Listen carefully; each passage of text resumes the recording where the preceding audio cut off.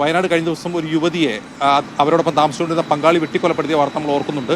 ആ കേസിലെ പ്രതിയായ ദിലീഷിനെ പിന്നീട് പോലീസ് ഒരു തോട്ടത്തിൽ ഒളിച്ചിരിക്കെ പിടികൂടുകയുണ്ടായിരുന്നു. തോട്ടത്തിൽ ഒളിച്ചിരിക്കുമ്പോൾ ഈ കൊല്ലപ്പെട്ട യുവതിയുടെ ഇളയ മകൾ കൂടി ഇയാളോടൊപ്പം ദിലീഷിനോടൊപ്പം ഉണ്ടായിരുന്നു.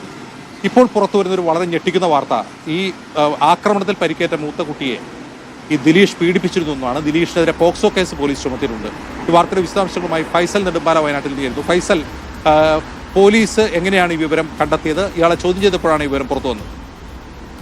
അജിൻസ്, ഇന്നലെ തന്നെ ഈ ഒരു വിഷയത്തിൽ പോലീസിന് സംശയമുണ്ടായിരുന്നു. ഇന്നലെ ഈ മൂത്ത കുട്ടിയെ മെഡിക്കൽ കോളേജിലേക്ക് വിദഗ്ധ ചികിത്സയ്ക്ക് വേണ്ടി കോഴിക്കോട് മെഡിക്കൽ കോളേജിലേക്ക് മാറ്റിയിരുന്നു. ഇവിടെ വെച്ചാണ് വൈദ്യപരിശോധനയ്ക്ക് ശേഷം ഇത്തരത്തിലൊരു വിവരം പോലീസിന് ലഭിക്കുന്നത്. അതുകൊണ്ട് തന്നെയാണ് ഈ ഒരു വിവരം അല്ലെങ്കിൽ പോക്സോ അടക്കമുള്ള വകുപ്പുകൾ പ്രതിക്കെതിരെ ചുമത്തിയത്. നമുക്കറിയാം, ഈ കേസ് മിനിഞ്ഞാന്ന് രാത്രി സംഭവിക്കുമ്പോൾ തന്നെ അതിദാരുണമായ ഒരു സംഭവമാണ്. അതിന് ഈ പ്രതി ഈ യുവതിയെ കൊലപ്പെടുത്തുകയും തുടർന്ന് തൊട്ടടുത്ത കാപ്പിക്കാട്ടിലെ ഷെഡിൽ ഒളിച്ചിരിക്കുകയും ചെയ്തു. 13 മണിക്കൂറുകൾക്ക് നീണ്ട തെരച്ചിലിനൊടുവിലാണ് ഈ പ്രതിയെയും ഈ കണ്ടെത്തിയത്.